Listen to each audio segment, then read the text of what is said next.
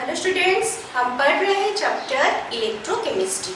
अपने last class में हमने कंडक्टेंस टर्म्स मतलब conductance, equivalent conductance, molar conductance ये सब के ऊपर न्यूमेरिकल्स का डिस्कशन किया था। ठीक है, अपने आज के क्लास में हम डिस्कस करने वाले हैं अबाउट फैक्टर्स अफेक्टिंग कंडक्टेंस। जो कंडक्टेंस ऑफ द सॉल्यूशन होता है उसको कौन कौन से फैक्टर है जो उसको क्या करते हैं, अफेक्ट करते हैं। ओके, तो हमारा जो फर्स्ट फैक्टर है वो है नेचर ऑफ इलेक्ट्रोलाइट। तो नेचर ऑफ इलेक्ट्रोलाइट में हमारा क्या क्या आता है? नेचर ऑफ इलेक्ट्रोलाइट में फर्स्ट है हमारा स्ट्रॉन्ग इलेक्ट्रोलाइट। ओके, नेक्स्ट है वीक इलेक्ट्रोलाइट। ठीक है, तो फर्स्ट हम देखने वाले हैं कि स्ट्रॉन्ग इलेक्ट्रोलाइट में क्या क्या चेंजेस होते हैं। ठीक है, मतलब क्या कैसे वो हमारा कंडक्टेंस जो है उसको वो अफेक्ट करता है। अच्छा, स्ट्रॉन्ग इलेक्ट्रोलाइट क्या है? स्ट्रॉन्ग इलेक्ट्रोलाइट मतलब वो इलेक्ट्रोलाइट्स होते हैं जो कंप्लीटली आयोनाइज हो जाते हैं इन द सॉल्यूशन। कंप्लीटली मतलब almost completely ionizes in aqueous solution। ठीक है, क्योंकि वो कंप्लीटली आयोनाइज हो जाते हैं एक्वस सॉल्यूशन में, मतलब ऑलमोस्ट जितना मॉलिक्यूल्स है टोटल वो सारे ही आयन में कन्वर्ट हो जाते हैं, तो नंबर ऑफ आयन जो है वो इंक्रीज करता है। ठीक है ना, तो इलेक्ट्रोलाइटिक सॉल्यूशन में हमारा जो कंडक्टेंस के लिए रिस्पॉन्सिबल कौन है? आयन से। अगर नंबर ऑफ आयन से इंक्रीज कर जाएगा तो हमारा कंडक्टेंस ऑफ द सॉल्यूशन भी इंक्रीज करेगा। ठीक है, इससे क्या होता है? इससे number of ions in solution वो इंक्रीज होता है, जिससे कंडक्टेंस इंक्रीज होता है। ठीक है, आए समझ में क्या हो रहा है स्ट्रॉन्ग इलेक्ट्रोलाइट के केस में। नेक्स्ट है वीक इलेक्ट्रोलाइट। वीक इलेक्ट्रोलाइट हम किसे कहते हैं? अगर कोई इलेक्ट्रोलाइट है जो सॉल्यूशन में ओनली पार्शियली आयोनाइज्ड है उसे हम वीक इलेक्ट्रोलाइट कहते हैं। ठीक है, पार्शियली आयोनाइज्ड है मतलब बहुत ही स्मॉल नंबर ऑफ मॉलिक्यूल से इलेक्ट्रोलाइट का जो कि कंप्लीटली डिसोसिएट होंगे या कंप्लीटली जो आयन से उसमें कन्वर्ट होंगे। ठीक है, तो अगर नंबर ऑफ आयन जो है वो कम रहेगा उस केस में हमारा जो कंडक्टेंस के लिए रिस्पॉन्सिबल कौन है? आयन है। अगर नंबर ऑफ आयन से कम रहेगा उस केस में कंडक्टेंस भी कम रहेगा। ठीक है, तो वीक इलेक्ट्रोलाइट्स क्या होते हैं? Only partially ionises in solution. इसका मतलब number of ions in solution जो है वो लेस होता है, less number of ions in solution. इससे क्या होता है? इससे decrease in conductance of the solution होता है। ठीक है, तो समझ में आ गया क्या है हमारा नेचर ऑफ इलेक्ट्रोलाइट का। ओके, नेक्स्ट पॉइंट है वो है टेम्परेचर। तो टेम्परेचर कैसे रिस्पॉन्सिबल होता है कंडक्टेंस के लिए? अच्छा, ये तो स्कूल में पढ़ते आए हो जूनियर क्लासेस में। टेम्परेचर इंक्रीज करने से क्या होता है? आयन्स जो होते हैं, जो पार्टिकल्स होते हैं, उनका मूवमेंट जो है वो ज़्यादा रहता है। ठीक है, तो इंक्रीज इन टेम्परेचर से क्या होता है?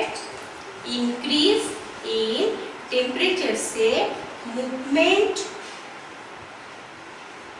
ऑफ आयन्स जो है वो इंक्रीज करता है। ठीक है, अगर मूवमेंट ऑफ आयन इंक्रीज करता है और आयन ही रिस्पॉन्सिबल होता है कंडक्टेंस के लिए, इसका मतलब जो कंडक्टेंस है वो भी इंक्रीज ही करेगा। ठीक है, ये है टेम्परेचर का मतलब टेम्परेचर कैसे अफेक्ट करता है वो उसका एक पॉइंट है। उसका एक दूसरा पॉइंट भी है। क्या होता है? अगर हम टेम्परेचर को इंक्रीज करते हैं तो उससे हमारा जो विस्कोसिटी ऑफ द सॉल्यूशन है वो डिक्रीज करता है। ठीक है, विस्कोसिटी ऑफ सॉल्यूशन डिक्रीज करता है। अगर viscosity of the solution decrease करता है उस केस में जो आयंस प्रेजेंट है वो फ्रीली मूव करेंगे। कॉमन बात है, अगर विस्कोस है तो वहाँ पे फ्लो जो होता है, जो मूवमेंट होता है वो इतना फ्री नहीं होता। अगर विस्कोसिटी डिक्रीज हो जाएगा उस केस में आयंस फ्रीली मूव करेंगे, ठीक है। अगर आयंस फ्रीली मूव किए तो कंडक्टेंस भी इंक्रीज होगा। So ions move freely in solution, उससे क्या होता है, increase in conductance of the solution. Okay, ऐसे समझ में क्या हो रहा है, चलो लिख लो इसको।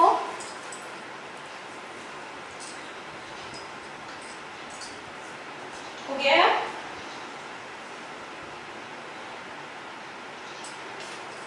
मिटाते हैं।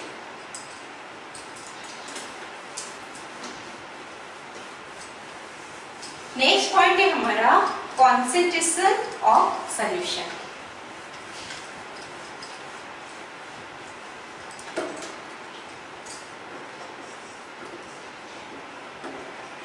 Concentration of solution. अच्छा, ये जो कॉन्सेंट्रेशन ऑफ सॉल्यूशन है उसको हम चेंज कैसे करते हैं? कॉन्सेंट्रेशन ऑफ सॉल्यूशन को हम चेंज करते हैं ऑन डाइल्यूशन, ठीक है।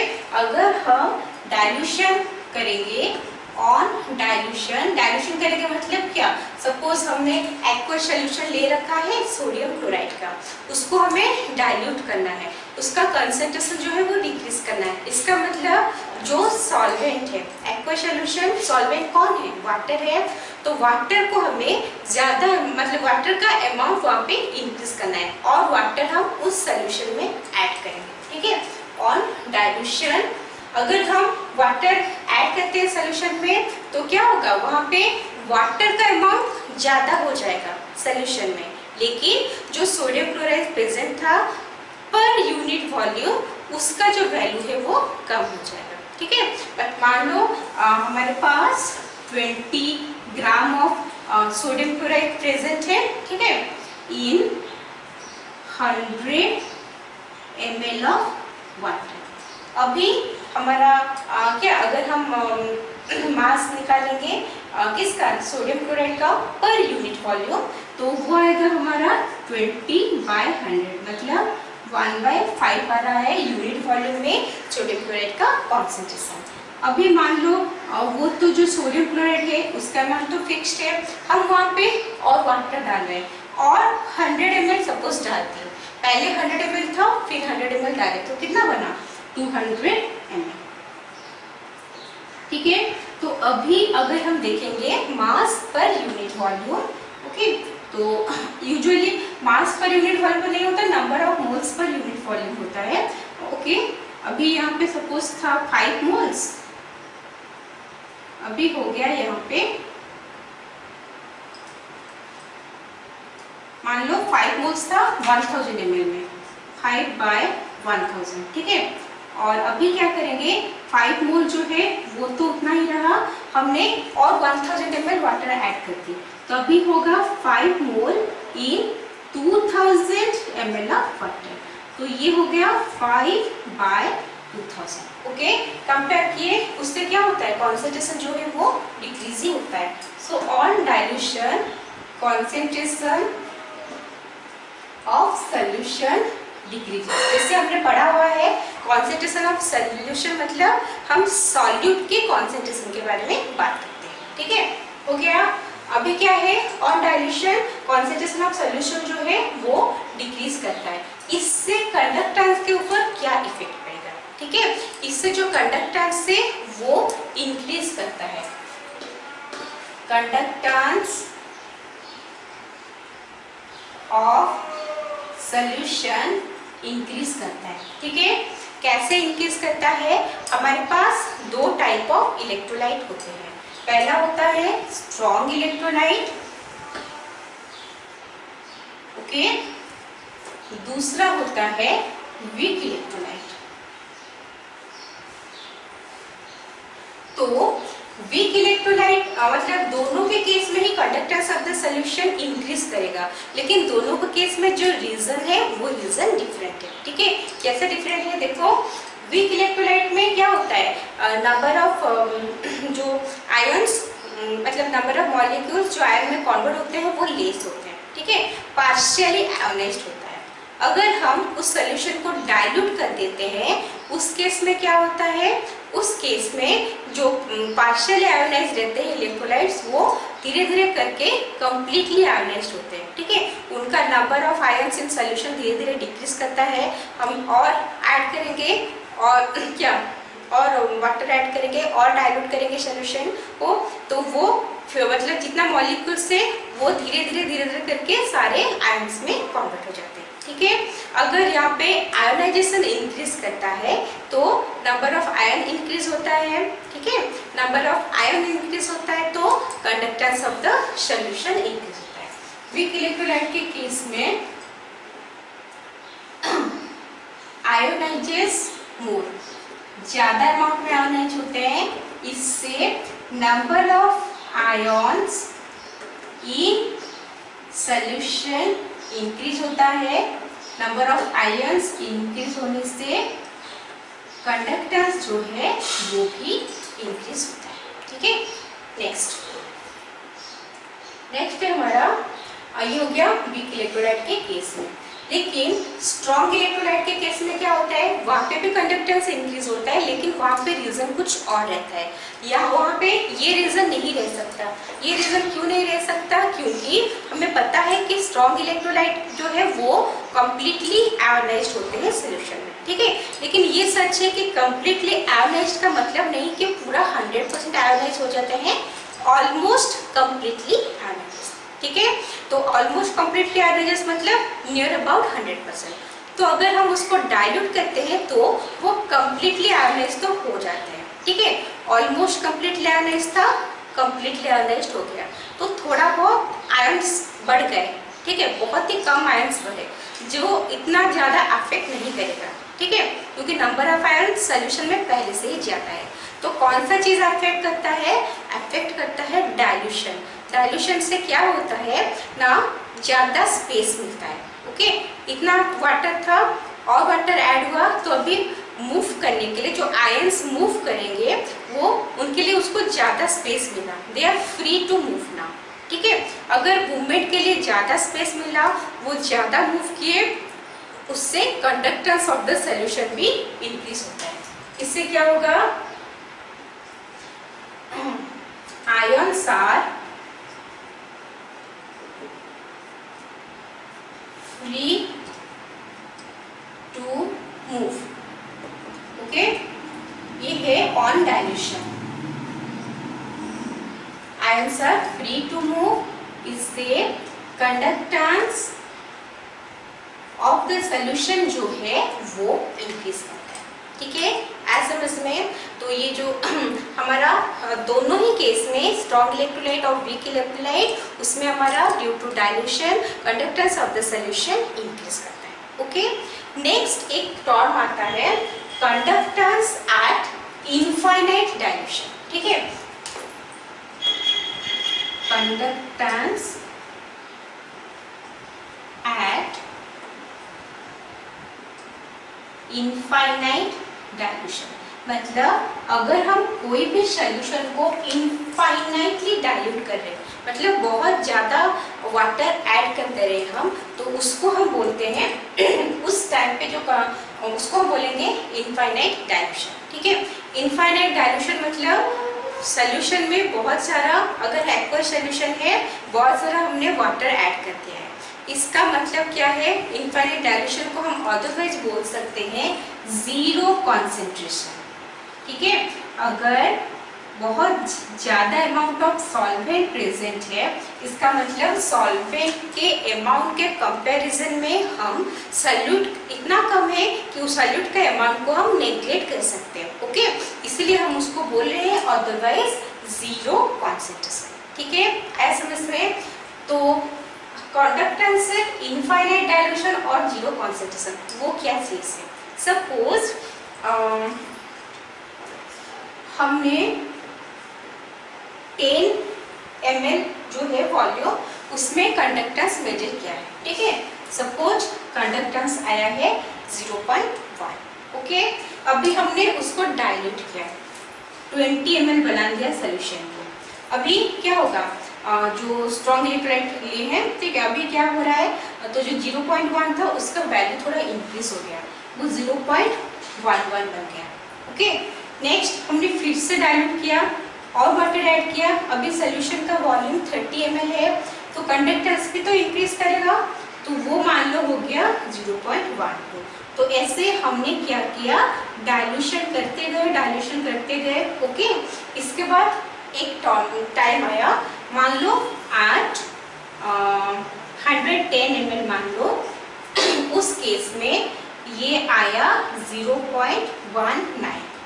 ठीक है, नेक्स्ट फिर से हमने डाइल्यूट किया, 120 ml कर दिया, वहाँ पे भी हमने देखा कि कंडक्टेंस का जो वैल्यू है वो 0.19 आया। ठीक है, फिर हमने डाइल्यूट किया, 130 ml कर दिया, अभी देखा अभी भी कंडक्टेंस का जो वैल्यू है वो 0.19 ही है। ठीक है, इसका मतलब जब 110 ml आया तो अभी कंडक्टेंस का जो वैल्यू है वो फिक्स्ड हो गया। ठीक है, ये जो वैल्यू है वो कांस्टेंट बन गया, फिक्स्ड बन गया, इससे आगे वो इंक्रीज नहीं हुआ। ओके, तो यही जो पॉइंट है उसी को हम बोलते हैं कंडक्टेंस एट इनफाइनाइट डाइल्यूशन।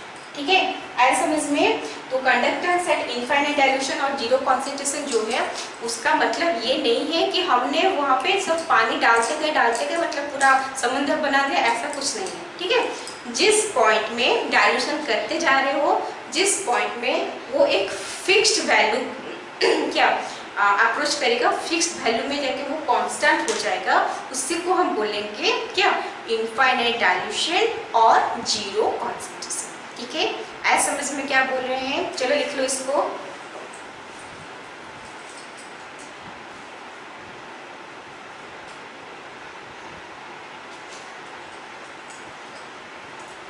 हो गया?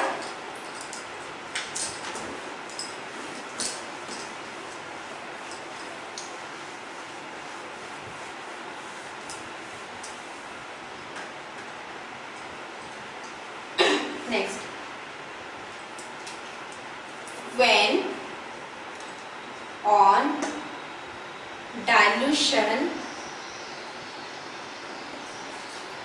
molar conductance of an electrolyte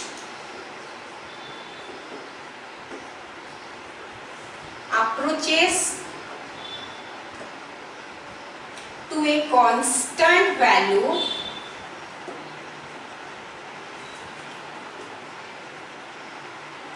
it is called molar conductance at infinite dilution or at zero concentration। ठीक है, तो ये हमारा मोलर कंडक्टेंस का डेफिनेशन। ओके, नेक्स्ट, इसको हम रिप्रेजेंट कैसे करते हैं, डेल्टा नॉट एम और delta infinity m. Molar conductance at infinite dilution को हम ऐसे रिप्रेजेंट करते हैं। ठीक है, सपोज हमें किसी भी एक दूसरे कॉन्सेंट्रेशन में मोलर कंडक्टेंस को मेजर करना है। ठीक है, तो लैम्डा सी जो हुआ वो है हमारा molar conductance at any concentration, at any concentration C. कोई भी कॉन्सेंट्रेशन सी में मोलर कंडक्टेंस से लैम्डा सी, वो हमें फाइंड आउट करना है। हम कैसे करेंगे, लैम्डा नॉट एम और lambda infinity M minus A root C. Lambda nought M क्या है पता है, लैम्डा नॉट एम है molar conductance at infinite dilution.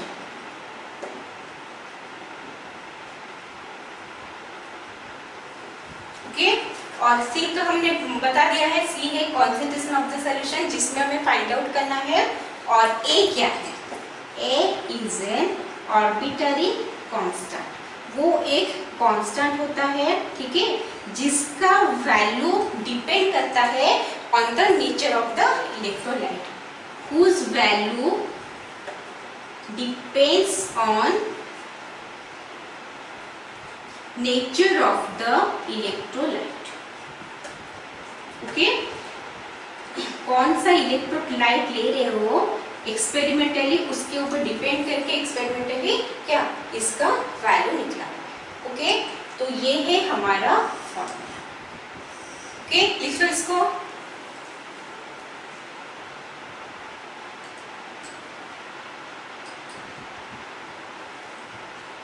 हो गया। नेक्स्ट, एट इनफाइनाइट डाइल्यूशन जो है वहां पे कंडक्टेंस जो है वो बहुत ज्यादा रहता है, कंडक्टेंस ऑफ द सॉल्यूशन जो है वो बहुत ज्यादा रहता है। What is the reason behind that? क्यों ऐसे होता है कि डाइल्यूशन मतलब इनफाइनाइट डाइल्यूशन में कंडक्टेंस बहुत ज्यादा होता है? ऐसा होता है कि इनफाइनाइट डाइल्यूशन में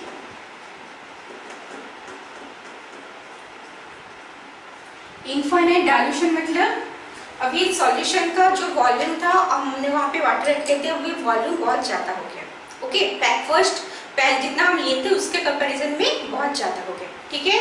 तो अभी क्या करना है, तो अगर वॉल्यूम ज़्यादा हो गया उस केस में जो आयंस प्रेजेंट है उनका बीच वो फ्रीली मूव करेंगे, ठीक है, उनके बीच में क्या होगा, डिस्टेंस जो है वो बढ़ जाता है। ओके, आयंस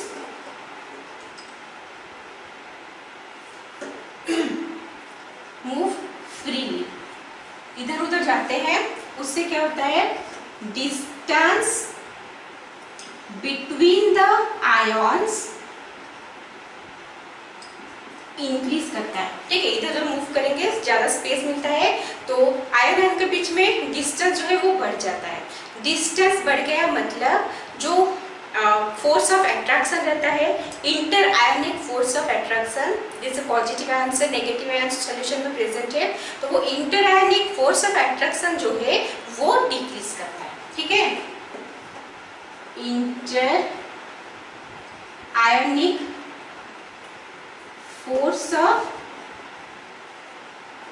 अट्रैक्शन डिक्रीज करता है, ठीक है, वो डिक्रीज करता है और इससे क्या होता है, वो फ्रीली मूव करते हैं, ठीक है, और जो कंडक्टेंस है सॉल्यूशन का वो हमारा इंक्रीज करता है। ओके, आया समझ में क्या हो रहा है। नेक्स्ट हम क्या करेंगे, हम एक ग्राफ ड्रॉ करेंगे। ओके, यहाँ पे हमने लैम्बडा एम का वैल्यू ले रखा है और यहाँ पे क्या करेंगे, रूट सी लेंगे। रूट सी मतलब concentration of the solution. Okay, तो हम दो ग्राफ ड्रॉ करेंगे, एक स्ट्रॉन्ग इलेक्ट्रोलाइट का लेंगे, एक वीक इलेक्ट्रोलाइट का लेंगे। तो पहले वीक इलेक्ट्रोलाइट लेते हैं, ठीक है। ओके, कोई भी वीक इलेक्ट्रोलाइट हमने ले लिया, एक्सपेरिमेंटली देखा गया है कि जो भी वीक इलेक्ट्रोलाइट लाए मतलब लोगे उस केस में सेम ही रिजल्ट आएगा। क्या होता है, concentration of the solution right को इंक्रीज कर रहा है। ओके, अगर हम डाइल्यूट कर रहे हैं, सॉल्यूशन को डाइल्यूट कर रहे हैं, इसका मतलब concentration of the solution decrease कर रहा है। सपोज ये एक पॉइंट है, इस पॉइंट में इसका कुछ कॉन्सेंट्रेशन है, इसका कुछ मोलर कंडक्टेंस भी है। जब हम डाइल्यूट करेंगे तो concentration of the solution decrease करेगा। जब concentration of the solution decrease कर रहा है उस केस में उसके मोलर कंडक्टेंस का वैल्यू इंक्रीज कर रहा है। ओके, फिर से डाइल्यूट किए, कॉन्सेंट्रेशन ऑफ द सॉल्यूशन फिर से डिक्रीज किया और कंडक्टेंस जो है वो और इंक्रीज किया। हमने फिर डाइल्यूट किया, ओके, फिर डाइल्यूट किया और कॉन्सेंट्रेशन ऑफ द सॉल्यूशन जो है वो इंक्रीज करता है।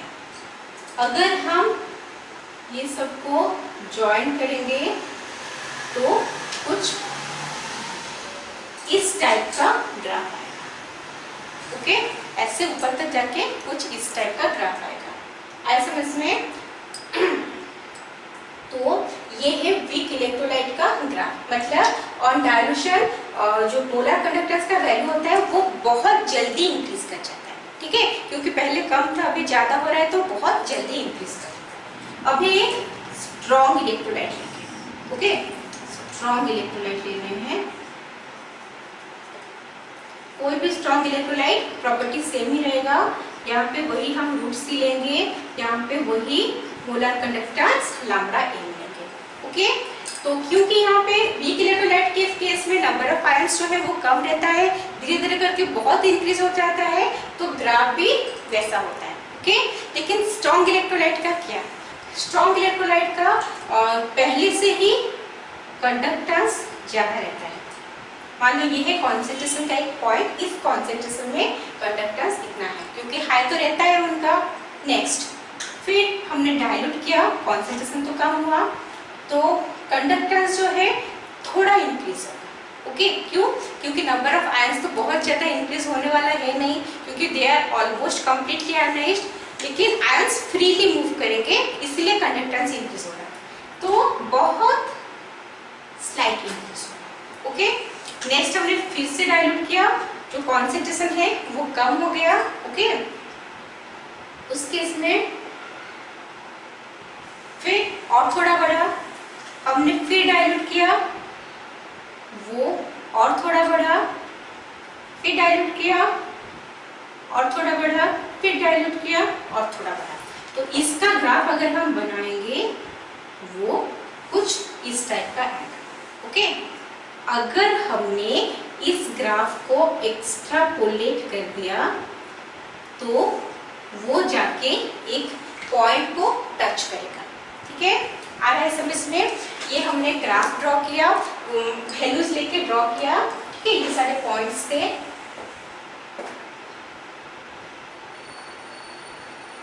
ये वैल्यूज लेके यहाँ पे जब एक्स्ट्रापोलेट किए वो ये पॉइंट को टच किया, तो जो पॉइंट को वो टच कर रहा है वो है हमारा क्या?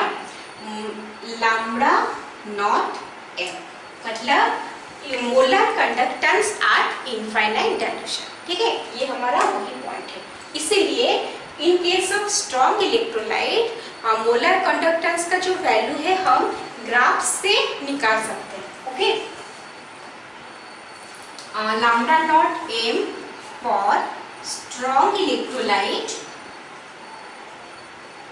इंपोर्टेंट चीज है, अच्छे से सुनो, ठीक है। Strong electrolytes can be calculated by extrapolating the graph, ठीक है। ग्राफ को एक्स्ट्रापोलेट करेंगे तो हमें पता चल रहा है। But in what about weak electrolyte? Weak electrolyte ये सारे पॉइंट्स हैं, ठीक है। इसको अगर हम एक्स्ट्रापोलेट करने को कोशिश करेंगे तो वो बहुत स्टीफ ग्राफ है, ठीक है, वो अचानक से बढ़ जाता है, तो वो जो स्टीफ ग्राफ है वो आके इसको टच ही नहीं करता, ठीक है। जाके कहाँ पे टच करेगा वो भी नहीं पता, क्योंकि बहुत स्टीफ ग्राफ है, कहाँ पे टच करेगा वो नहीं पता। तो लैम्डा अगर टच कर लेता तो हमें इनफाइनाइट डायल्यूशन में क्या मोलर कंडक्टेंस पता चल जाता, लैम्डा नॉट एम का वैल्यू पता चल जाता। लेकिन क्योंकि ग्राफ बहुत स्टीप है वीक इलेक्ट्रोलाइट के केस में, तो हम ग्राफिकली उसका वैल्यू मेजर नहीं कर सकते, okay. Lambda nought M for weak electrolytes can not be calculated, नहीं लिखेंगे, डिटरमाइन लिखेंगे, ठीक है। Can not be determined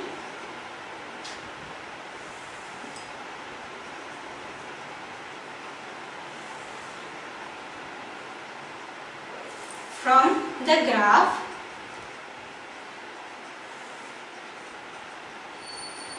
as it is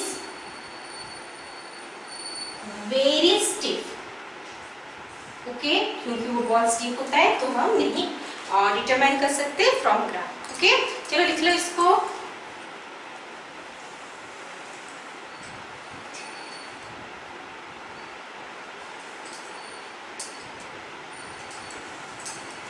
हो गया, मिलाते हैं।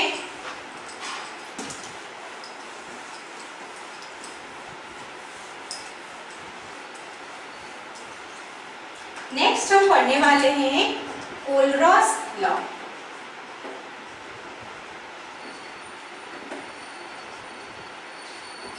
ये कोलरॉस लॉ क्या होते हैं, वो हमें बताता है कि हम एक इलेक्ट्रोलाइट का जो मोलर कंडक्टेंस है हम कैसे निकाल सकते हैं उसके सॉल्यूशन में। ठीक है, अब वो इस अकॉर्डिंग टू दिस लॉ क्या होता है, जितना भी कैटायंस प्रेजेंट है उनका कंडक्टेंस मोलर कंडक्टेंस, जितना भी एनायंस प्रेजेंट है उनका मोलर कंडक्टेंस को अगर हम ऐड कर देंगे तो total molar conductance of the solution जो है वो निकल जाएगा।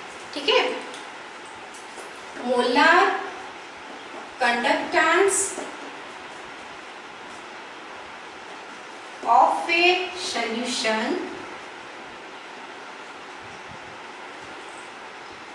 Is the sum of molar conductance of all the cations and anions present in the solution। Solution में टोटल जितना भी कैटायंस जितना भी आयन्स प्रेजेंट है सबके मोलर कंडक्टेंस हम ऐड कर देंगे तो हमें फाइनली उस इलेक्ट्रोलाइट का जो इलेक्ट्रोलाइटिक सॉल्यूशन है उसका मोलर कंडक्टेंस पता चल जाएगा। ओके, लिख लो इसको।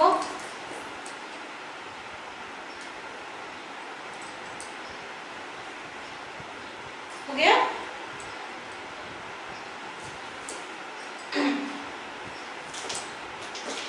तो कैसे क्या मतलब बताया क्या है, lambda not of the solution हमें निकालना है। ठीक है, ये है lambda not of the solution, कोई भी इलेक्ट्रोलाइट। ठीक है, कैसे निकालोगे, lambda naught of cations plus lambda naught of anions. ठीक है, जितना भी कैटायंस और एनायंस प्रेजेंट है किसमें, उस फॉर्मूला में present in the formula. Formula में जितना भी कैटायंस और एनायंस प्रेजेंट है उसको ऐड करेंगे तो हमें टोटल मिल जाएगा। ओके, हो गया। नेक्स्ट है इसका एप्लीकेशन, कोलरॉस लॉ का एप्लीकेशन। हमने उसको पढ़ तो लिया लेकिन उसको अप्लाई कहाँ पे करना है। ठीक है, खाली पर तो नहीं पढ़ेंगे, कहीं पे उसका यूज आएगा तभी जाके हम उसको पढ़ेंगे। ओके, तो एप्लीकेशन क्या होता है, एप्लीकेशन ये है कि अगर हमें क्या कोई डिफरेंट इलेक्ट्रोलाइट्स का मोलर कंडक्टेंस का वैल्यू पता है तो हम उससे कोई दूसरे इलेक्ट्रोलाइट का मोलर कंडक्टेंस का वैल्यू निकाल सकते हैं। ओके, जैसे सपोज हमें HCl का पता है, NaOH का पता है,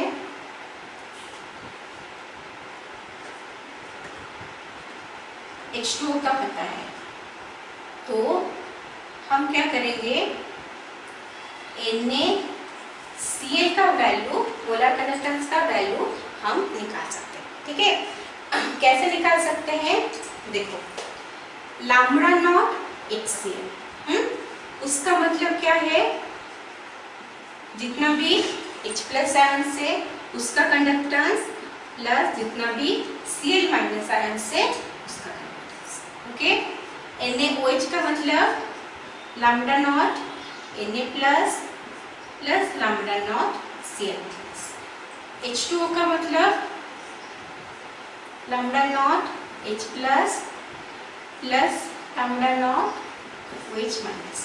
अब अगर इतना पता है तो हम NaCl का निकाल सकते हैं। कैसे निकालेंगे, देखो पहले ये करना होता है कि हमें देखना है हमें क्या चाहिए, किसका निकालना है। हमें किसका निकालना है, NaCl। फर्स्ट पार्ट को कंसिडर करते हैं Na जिसमें है। ओके, तो ये Na जो है हमें देखना है कि जो वैल्यू गिवन है उसमें कहाँ Na प्रेजेंट है, कहाँ Na प्रेजेंट है, इसमें Na प्रेजेंट है। ओके, तो इसको हम ऐड लिखेंगे lambda naught NaOH। Next plus, next Cl का चाहिए, Cl पार्ट कहाँ पे है उसको ढूंढेंगे। Cl पार्ट कहाँ पे है, यहाँ पे, इनका वैल्यू पता है हमें, कहाँ है, यहाँ पे, प्लस लैम्बडा नॉट HCl। ठीक है, अच्छा तो अभी हमारे पास NaOH है, NaOH का पता है मतलब Na प्लस का है, ये OH है, मतलब Na प्लस का है, OH माइनस का है, Na plus plus lambda naught OH minus का है।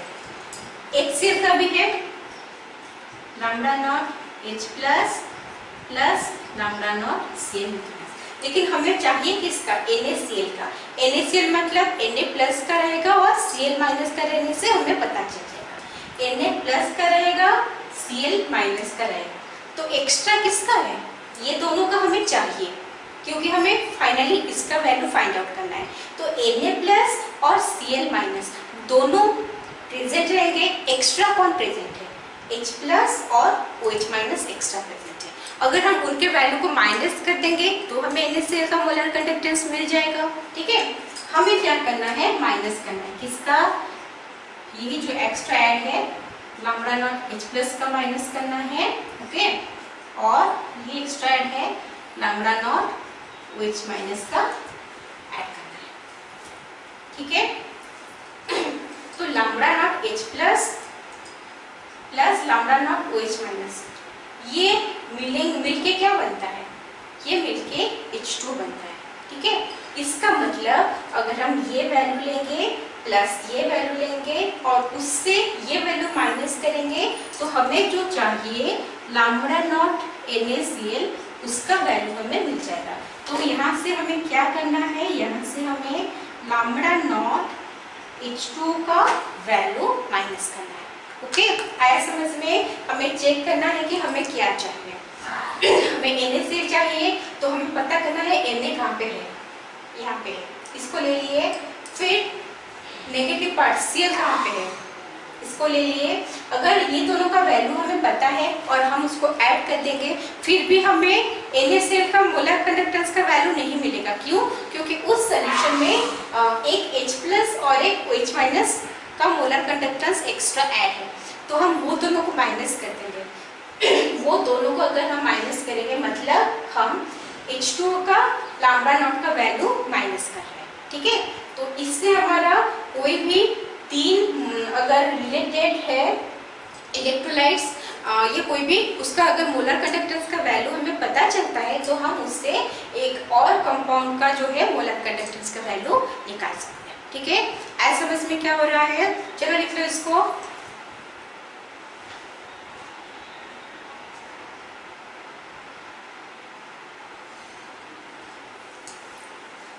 हो गया, तो आज का क्लास एक खत्म करते हैं। अपने नेक्स्ट क्लास में हम ये जो एप्लीकेशन ऑफ कोलरॉस लॉ है उसके ऊपर बेस्ड करके न्यूमेरिकल्स का डिस्कशन करेंगे। ओके, टिल देन माइंडफुली पढ़ाई करते रहो।